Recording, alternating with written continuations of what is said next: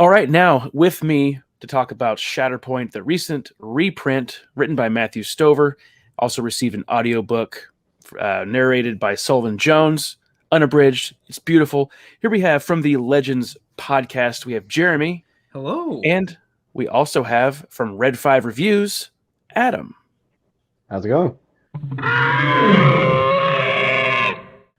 So, guys, how happy are you that we got some reprints of some expanded universe books? Go ahead, Jeremy. What do you think? This is surreal. For one thing, I wanted to point something out here. When Matthew was starting out, he jumped on the Legends podcast. We talked about Jindy Tartakovsky's Clone Wars, and specifically, we talked about the Mace Windu chapters of that. And now here I am debuting on the Tusken Reader. We're talking about Shatterpoint. We've come full circle. Crazy. Exactly. I will say this.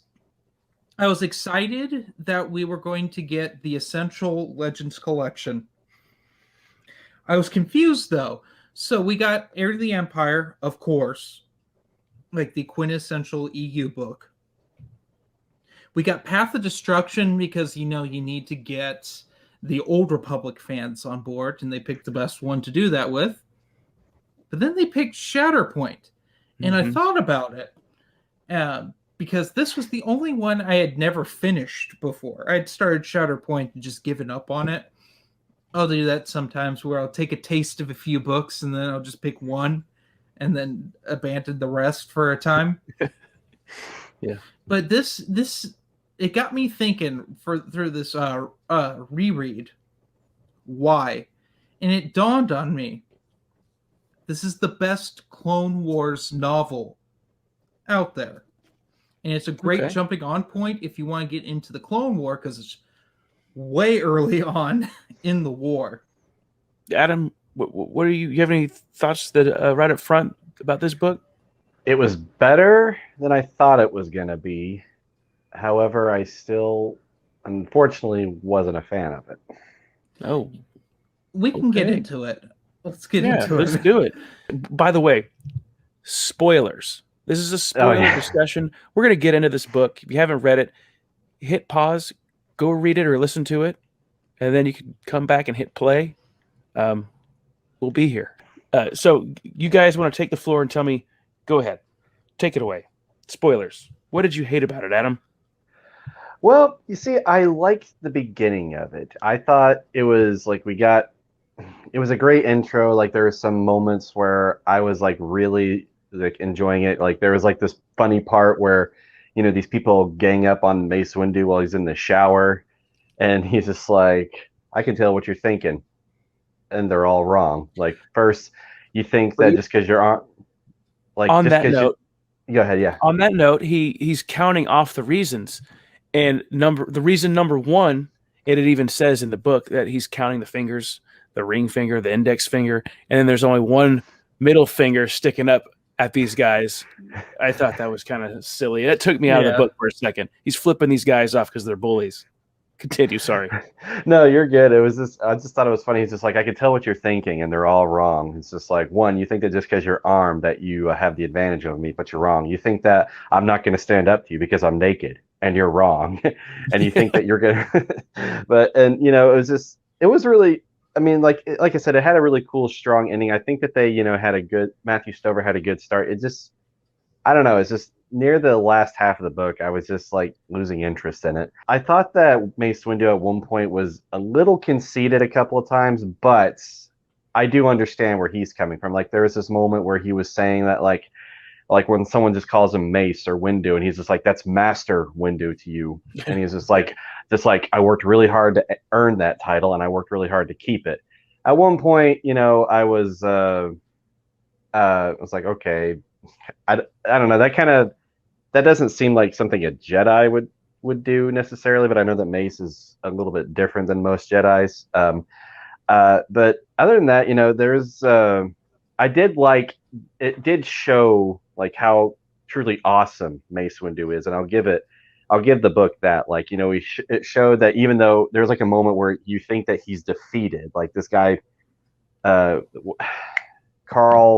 Vastar, I'm terrible at pronouncing names. Carvaster. Carvaster, yeah. Like there was a time where you think that this guy like completely broken and defeated Mace Windu, but really you get the sense that like he's actually playing him. He's actually got the upper hand the whole time. He's just like, and I thought that he's like he's a brilliant strategist and everything. He's very intelligent, and I thought that was really cool that we actually got a better look at Mace Windu in this book than we did in the movies. So, but it's just I wasn't just a big fan of the story entirely. It's a dark story. Oh yeah, it's very unpleasant, and that was one of the things I knew going into this, because the whole thing with the Clone War before Dave Filoni took over and did his children's show that was very much a child show, which at me fanboys, it was for children. It's very much for children. I agree 100%. The Clone Wars were dark stories, specifically the Republic comics, which was Lucasfilm's primary focus, believe it or not. Then Gigi Tartakovsky's Clone Wars, that was the main focus of the Clone Wars story, was that. And it's the better stories, if I'm going to be honest. Because I'm not a fan of Clone Wars novels. I think most of them are one-off garbage. With the exception of, I think Labyrinth of Evil is the best, but that's the beginning of the end. Mm-hmm. Shatterpoint's good. I will say that. I'm not a huge Matthew Stover fan. This is on the record. This is one of his better books. Yeah, I hear that he's overrated mostly. I hear a lot of people giving him so much praise. He's the best Star Wars author out there. I mean, personally, he's a very creative human being. I will give him that. But when he gets into the later part of this book where it's war, continuous battle, war, that's honestly something that's adults that I can't say on here, but he gets into every gun and everything, and I hate when he does that. He does it more so in Luke Skywalker in the Shadows of Mindor. He opens with that, and it's just like, why? Like, if I wanted to know how all these weapons worked, I just go into the new Essential Guide for Weapons and Technology. yeah, I get it. That's the part that when we talked about this when we were reading it, I was like, yeah, a little bit too much action. You're like, Star Wars. It's like, yeah, just wait. You just wait. Yeah. I didn't realize because I think this was his second book. He wrote a New Jedi Order book called Traitor, which I think is his best book. It's his shortest book by far.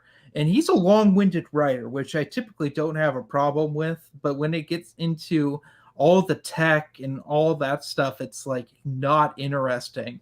But the build up to this is incredible. And just can you imagine if they had sent any other Jedi into this? They would have died, except for Yoda. Oh, yeah. But go ahead, I'm sorry. Send Anakin into this, be a goner. Well, actually, Palpatine would have got him out of it like he did like anytime Anakin was in trouble. Exactly. Palpatine pulls strings to get him out.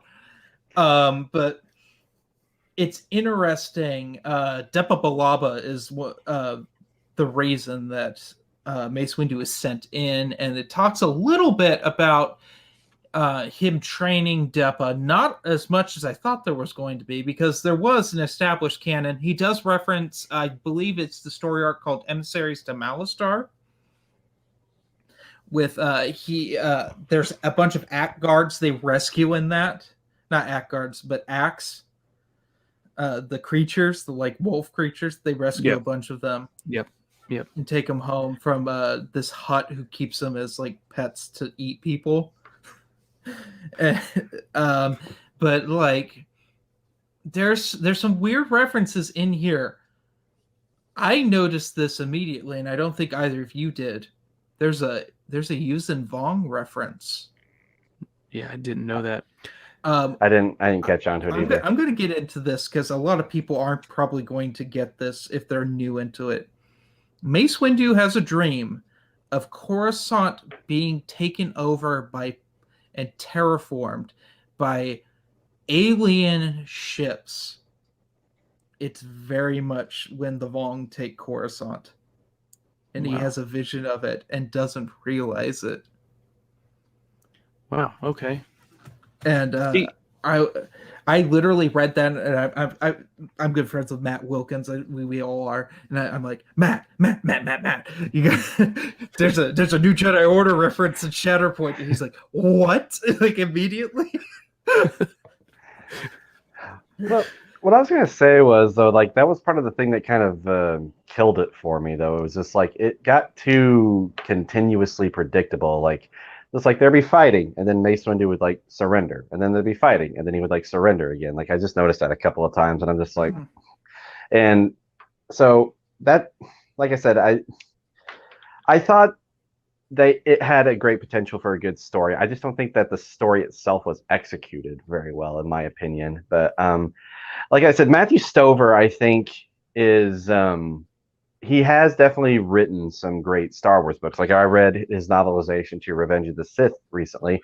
I thought that was great, honestly. I don't like Revenge of the Sith. I like this better than Revenge of the Sith. Revenge of the Sith is the most pretentious movie novelization I have ever read.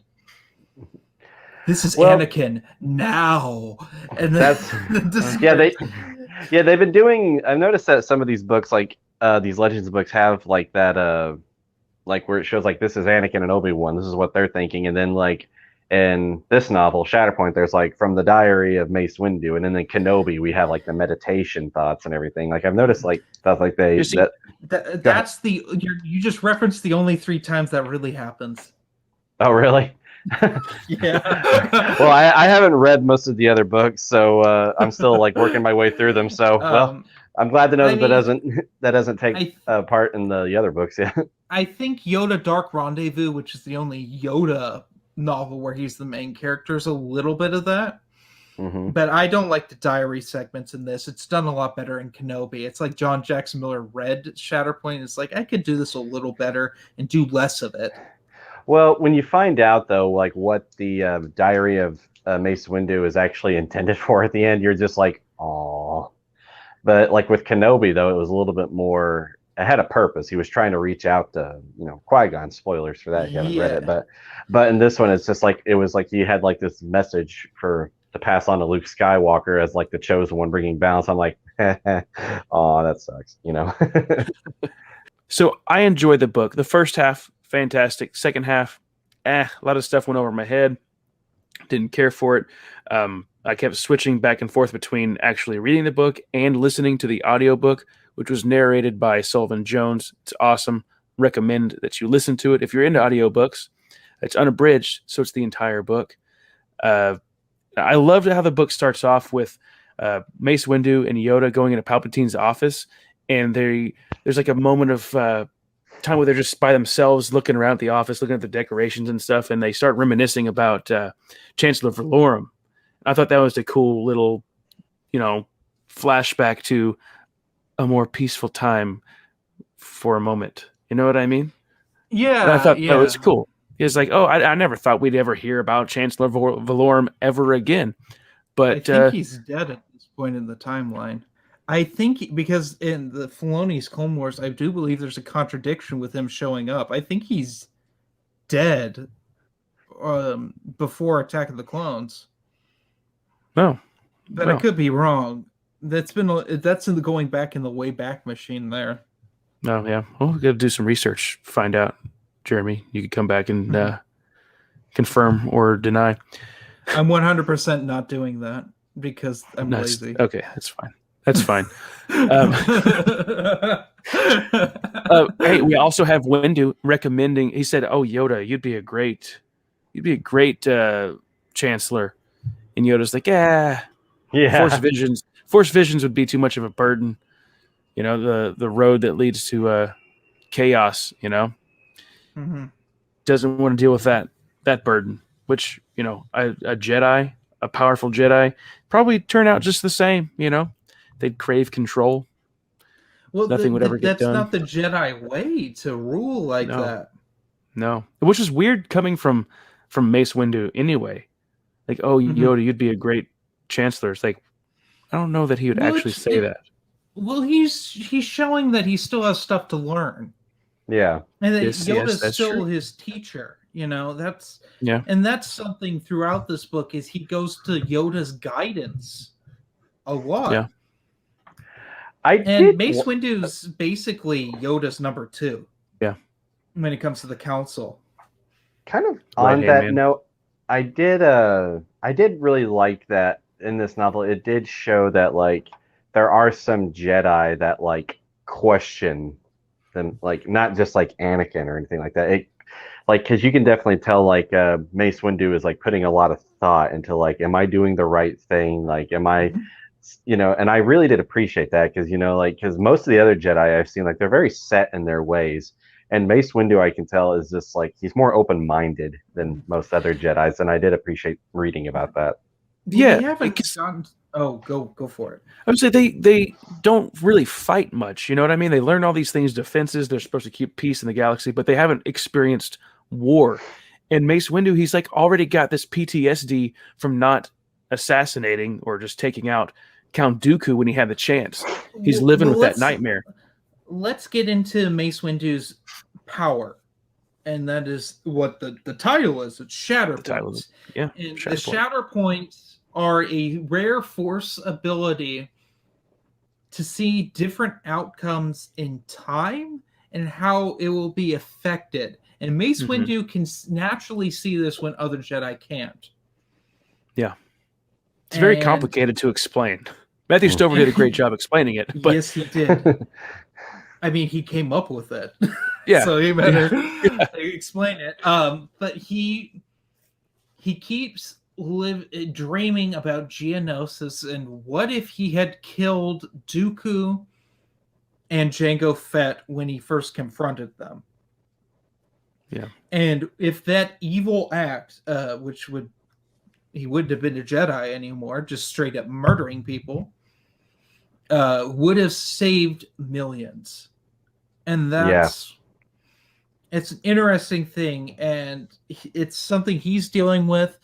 It doesn't help that Depa Billaba, his former Padawan and another council member, has kind of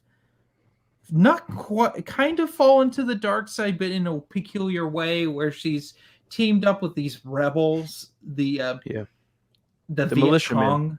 Yeah, they're definitely Viet Cong, just by how they are, and they're the Korans, and then the Balawites are the opposing force, which would have been like America and France and stuff. There's a lot of allegories to the Vietnam War in this.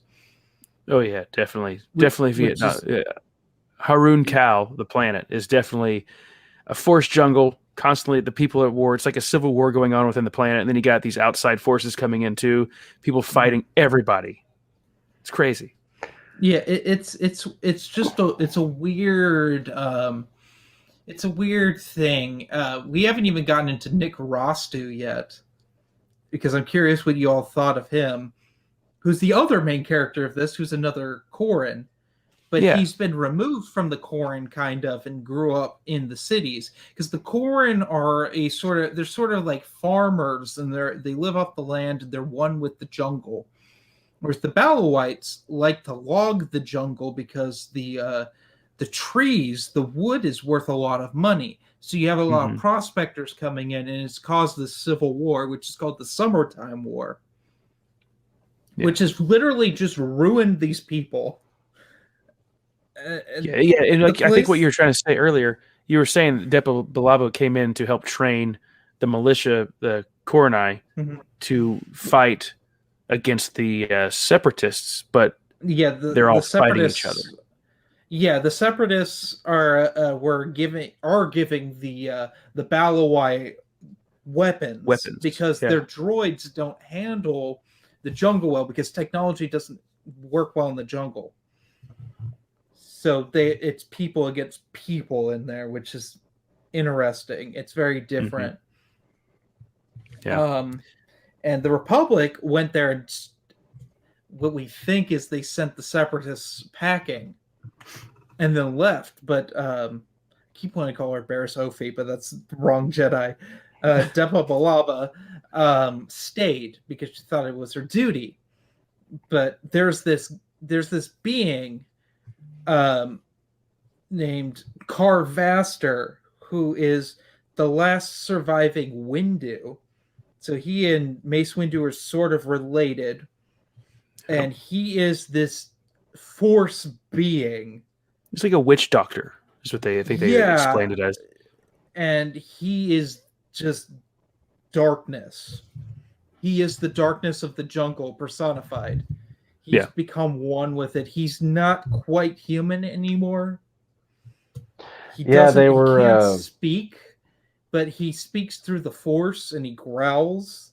Yeah, the narrator he did a pretty good job. Like, each voice he'd say he had like that growl or something like that.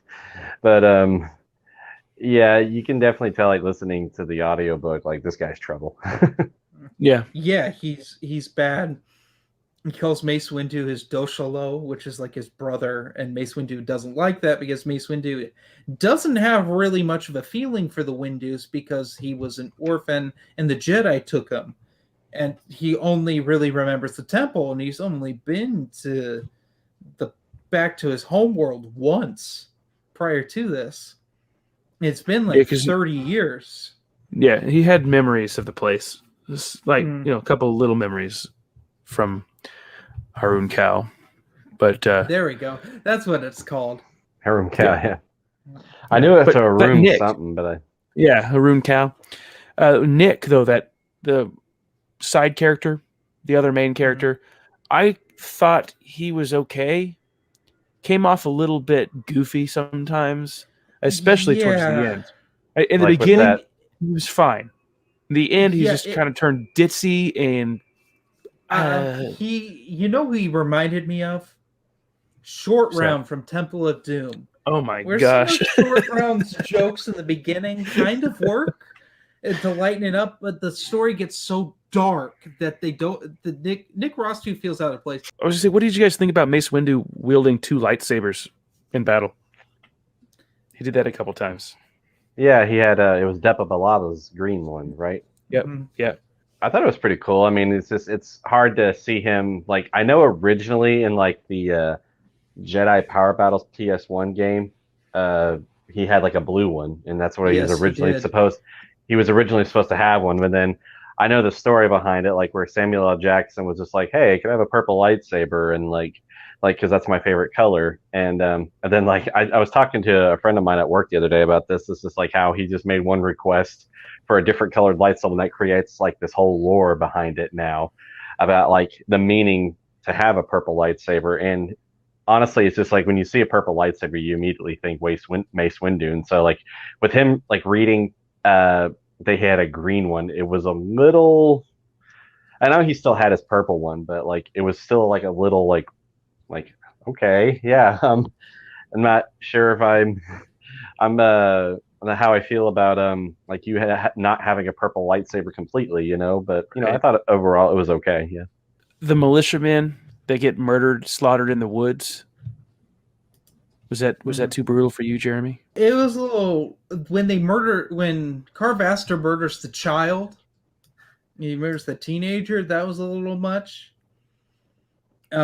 You gotta understand, I'm used to like Death Troopers and Red Harvest, the zombie Star Wars books. Like, not a lot phases me, and the new canon's so graphic at times, and that like this felt tame for most of it, except for the child murder. I could do without that. That was a little much. Fever wasps were horrifying creatures that laid their eggs inside the bodies. Oh yeah, but that's not brought up much. There's a plot point of that, and then it disappears. There's a couple characters died from it, and I think didn't he have to take them out of the misery, like cut off their head or something? He had to kill one of them, yeah.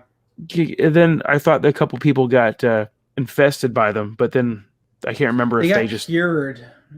They got cured. See, there's some things that I don't remember that happened in this story. I think that's that's okay because that's glossed over. That's not a good point of the book. Yeah, because that second half, war, constant fighting. Yeah, it would have been nice. There's a point where it feels like there's going to be a climax between Carvaster and Mace Windu. And then you realize there's another 4 hours of the audiobook.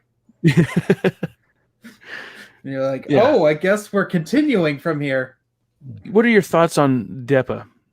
Like, before we get to the end, what happens in the very end, what did you think about her storyline, her point in this story? Did it pay off for you? Was it what are your thoughts? It doesn't pay off for me at all. No? It's more, to me, the book's more of a Mace Windu character study than anything else. She's just the catalyst to get him there, and she's the weakest point of the story. She's like, I'm so sick, and I'm brainwashed. And in fact, their fight at the end. Won. Although it was fascinating to see how much damage Mace Windu can take and still live through it. Yeah, he should have been dead, to be honest. That was insane. Well, I wasn't really invested too much in Depa Billaba, honestly, and this. One of the things that I will caution readers about, is this.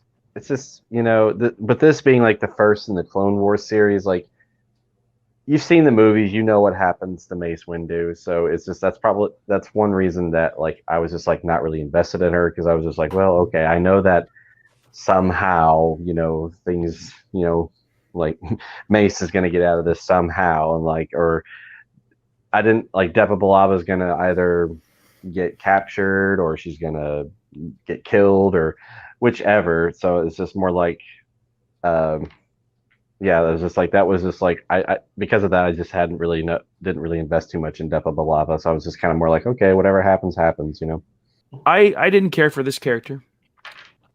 She had, of course I didn't know anything about her really going into this book. I was happy with the way that it turned out, which I guess we can just talk about it. She's just crazy. She was mad. She survives at the end, which I didn't like. I wish they would have killed her. Because they don't kill her off. As far as I know, she doesn't show back up in the EU. I don't think so either. I was wondering about that. Matthew Stover had written a post Revenge of the Sith story, and she was an Inquisitor. That would have been interesting, but there's no mention of her being an Inquisitor. Same with Carvaster in particular. Can you imagine him as an Inquisitor? Oh wow, yeah, he'd been creepy. But he would have been hard to control. I mean, the thing with Depa, I did like that it wasn't a happy ending, though. I like that, but I do wish that she would have just. I wish she would have just died, though. It's like certain books in the past. We get a great story, but the ending is just left wide open. You're like, but we don't get any more of that ever again. Anything else you guys want to add? Any other thoughts with Shatterpoint? Well, I mean, even though I didn't care for it, if you're a fan of Mace Windu, I'd still recommend, give it a shot. And, also if you want to make your way through the Legends books, especially since they're reprinting them, yes, please, buy it, read it and everything, because, let them know that we want more reprints of the Legends books. So. Yeah, and it's awesome that they gave us an audiobook for it. And I know the question I was going to ask, but Jeremy, you already kind of answered it, was, do you guys believe that this is an essential expanded universe book? It is worthy. Essential. Well, of course, but I'm talking about these reprints of right off the bat, this of all, if they're being selective, because we still don't know what they're going to be reprinting. You know what I mean? If say Ruins of Dantooine, horrible cover, definitely needs a reprint. Okay, yeah, it does. Is the story? I'm trying to say, is the story worthy of the recognition of hey, look at this, it's out there. Jedi. A lot of people hate that. Yeah, that's a garbage book. You know what I mean? I'm trying to say a Shadows of Mindor. Which one is it essential? Yes, please give me that one now. So this reminds me, I didn't talk about this, but I meant to talk about this. Back when Star Wars turned 30, Dark Horse did a series of hardcovers called the 30th anniversary collection, and they went from the Frieden Nad Uprising to Legacy Volume 1, and it was random stories, and a bunch of them made no sense on why they got put in hardcover. If you are to, it was just to pick different eras of Star Wars. If you're going to pick a Clone Wars novel, then yeah, that or Labyrinth of Evil, like one of those two. Don't reprint the Cestus Deception, although you should because it's way out of print. But like first, like no, I think this was kind of a diversity pick. You want to pick a minority character? It's a great choice for that. It's honestly probably one of the best choices because what else would they have done? Knight Errant with Kara Holt? No one would have bought that. That would have been awful. No, they wouldn't. That would have been a very poor choice. Yeah. But yeah, no, this is a good, solid book. It's just so fascinating to see it next to Heir of the Empire and Path of Destruction. Yeah. Exactly. I was gonna say though, like I think you were kind of onto something, Jeremy, about like it's like being the first book in a Clone Wars section. You know, like I could see why that, like, yes, that would be like an essential. Because like we also got like Heir to the Empire, which was like the first, story post Return of the Jedi. Mm-hmm. So obviously yes, and then Darth Bane, because Darth Bane, was very essential because like he established the rule of two and the Sith and everything. And obviously yes, they're coming out with the X-Wing Rogue Squadron books reprints. Mm-hmm. So to answer the question, yeah, I would consider it essential, like to be reprinted. It's also the best cover. I was gonna say I do like the cover. I love the cover because the original cover kind of sucks. It's not my favorite, but I'll give the original cover is not the greatest. I do like the new one. It's not my favorite, but I do like it. I think it's essential because it's Mace Windu. I like Mace Windu, and I always wanted to have more content with Mace Windu. I enjoyed the story, mostly. The first half for sure. The ending, I thought was fine. I like the tragedy of it. So, yes, essential in my book, too. And it being the first Clone Wars book that I've read. I haven't read any other Clone Wars stories. In fact, in the current timeline that I'm reading, I need to start Attack of the Clones. That's my next EU book that I need to read in the timeline. What other book do you think should be reprinted in the Wave 3? What book do you want to see reprinted in Wave 3? I guess.